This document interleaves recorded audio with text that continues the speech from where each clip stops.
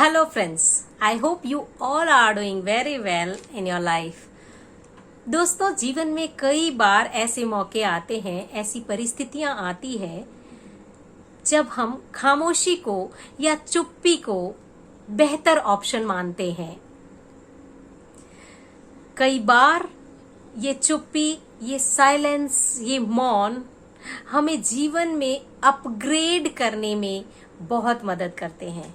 चाहे वो अपग्रेडेशन हमारे रिलेशनशिप में हो, चाहे वो अपग्रेडेशन हमारी पर्सनैलिटी में हो, चाहे अपग्रेडेशन हमारी स्पिरिचुअल लाइफ में हो।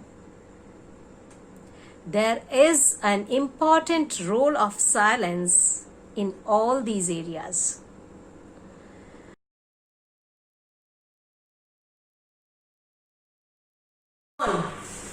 मौन एक सशक्त अभिव्यक्ति है। मौन कभी इकरार की तो कभी इनकार की, कभी तकरार की तो कभी प्यार की, बिगड़ते रिश्तों को सहज संवारने की एक सशक्त अभिव्यक्ति है मौन।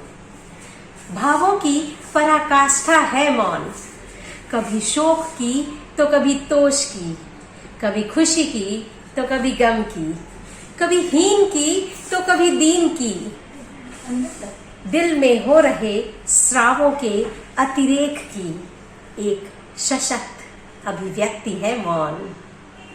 व्यक्तित्व की परिपक्वता है मौन, कभी आवेश की तो कभी आवेग की, कभी अतिरिक्त होते संवेग की। लगाम है अशिष्ट अनाचार व्यवहार की, ये नींव है आत्म साक्षात्कार की।